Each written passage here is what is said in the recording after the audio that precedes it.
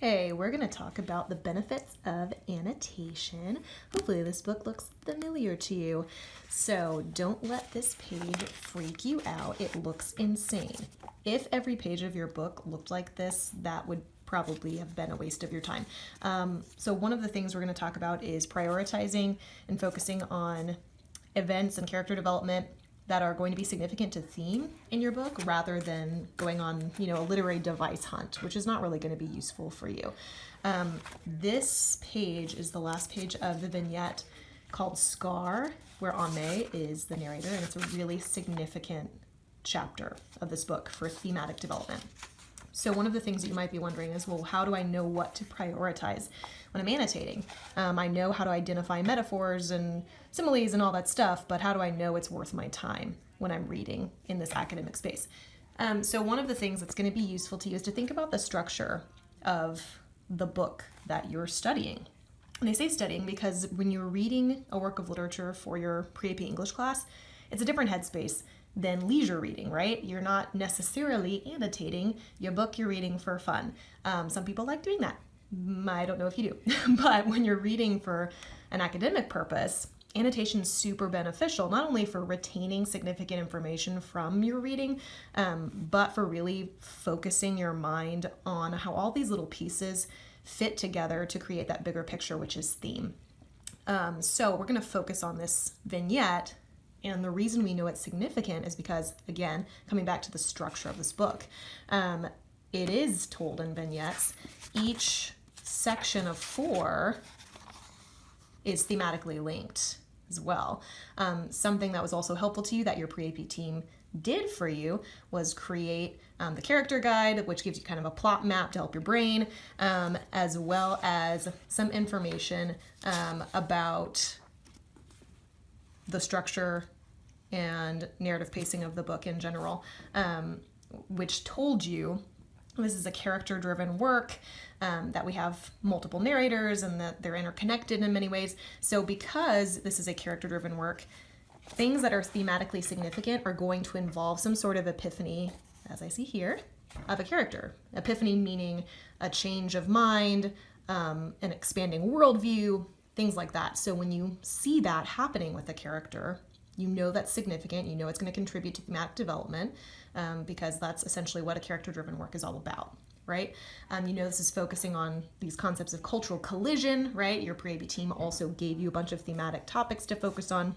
So those are things to pay close attention to for your annotation purposes as well. So you're not just, again, metaphor hunting. That's not useful. When it's focused on those thematic topics or on a character change, then that's what's going to be useful to you, okay? So let's take a look at this insane page, right? That means there's a lot going on the conclusion of Scar.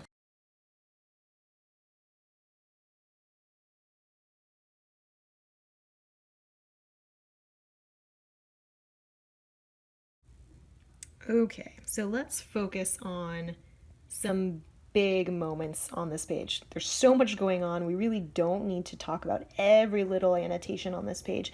But the thing that you probably marked upon your first read is, oh my God, she cut off flesh from her arm, put it in soup, gross, right? So things that shock you, things that seem really significant, also thinking about the thematic topic of sacrifice, which you were given to focus on, that's going to be a big moment, right? Even if you feel like you're not, a literary minded person who can, find all of these like really weighty academic things as you're reading, you can, as a reader, acknowledge, wow, that seems like a big deal, right? It's something worth focusing on because it's shocking. It draws your attention. So at the very least, I'm sure that you noticed that, and you know that it's important because it took your attention. So one of the ways that we can talk about that in an academic sense and think about how it contributes to thematic development and that connection to sacrifice and family and cultural collision, all those things, the relationships between the mothers and daughters, because all that's going on in this moment, is looking at focusing in, zeroing in on the language that Amy Tan utilizes. So one of the things that I want you to remember, diction is all about word choice, right? It's about individual words that create this connotative meaning words that have deep emotional associations because writers are intentional about the words that they choose, right? Words matter. Words create tone. Words contribute to atmosphere and draw your attention. So I'm going to describe this to you, and this might be a vocab word for you. It's visceral diction, meaning words that are all about like the body, physical reactions, things that make your stomach churn, right? One of the things that you might have also noticed about the Joylet Club are that there are these moments where you are questioning reality, right? This moment that An Mei is narrating, did this actually happen? The point is, it doesn't necessarily matter whether it's reality or perception of reality, because ultimately, either way, it's contributing to that thematic development of sacrifice, cultural collision, these relationships, respect for family, finding yourself. And An Mei has this moment of realization. Here is how I came to know my mother, right? Isn't that just like the sentence that summarizes the point of this whole book? So you know it's a big deal. This visceral diction that we're seeing, it's all about pain, flesh, and your bones, peeling your skin. It's pretty gross, right? You also know that this word choice is pretty significant because the title of this whole vignette is Scar.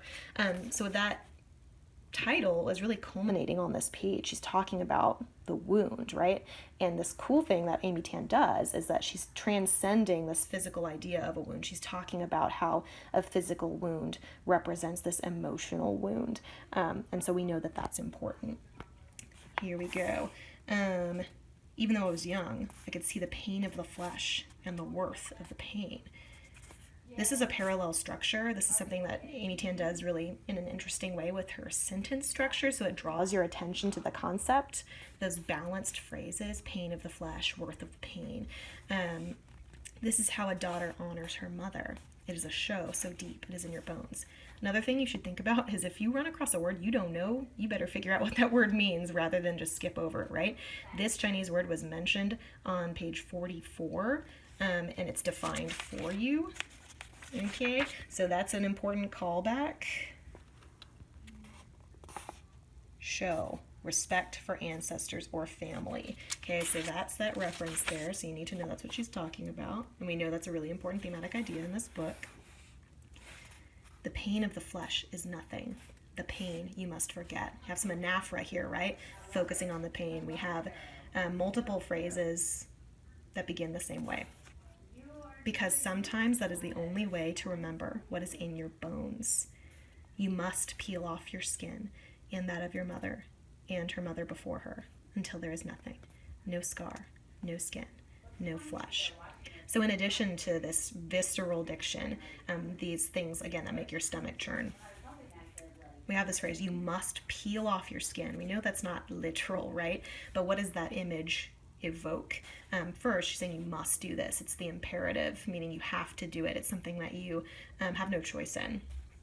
Peel off your skin, meaning this outer layer. Look inside yourself, right? In the metaphorical sense, looking inside yourself. Peel off the skin of your mother and a mother before her. So if you think about this family connection as something that's so deep within that you're peeling off layers, like has this image of literally peeling off your layers. And when you peel off your own skin, you find your mother before her. Your whole ancestry is just living inside you. That's that deep familial connection that Amy Tan is trying to discuss in her work, right?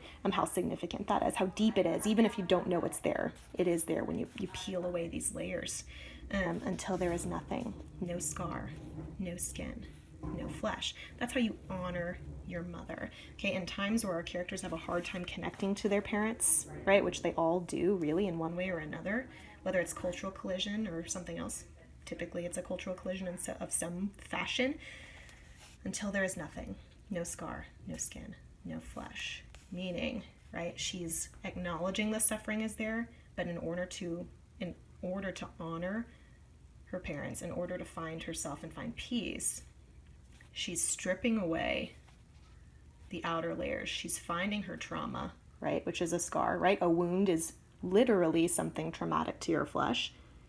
And here in this fashion, we're talking about something emotionally traumatic, right? That she felt like her mother abandoned her, but in this moment, she's able to honor and forgive her and find a little peace for herself.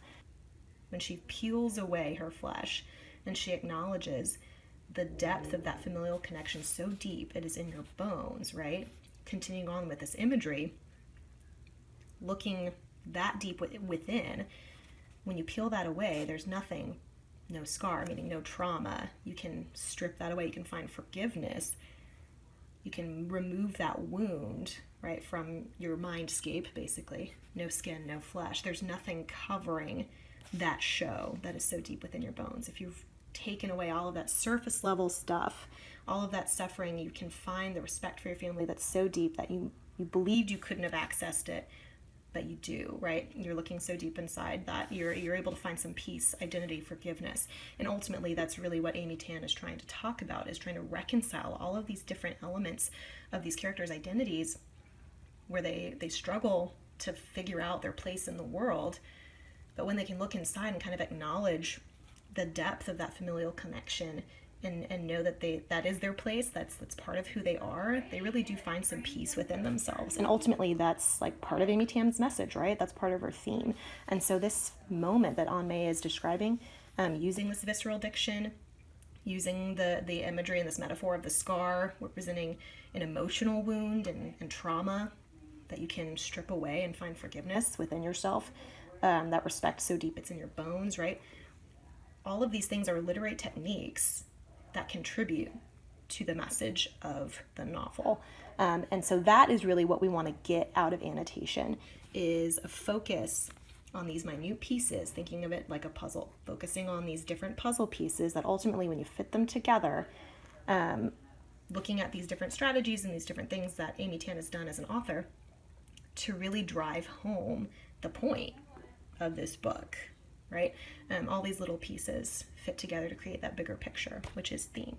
Okay, so this is what I want you to think about when you're annotating. When you find something super significant or shocking, or something where a character undergoes a major change, that's something worth focusing on and worth studying closely, which is ultimately what annotation is all about.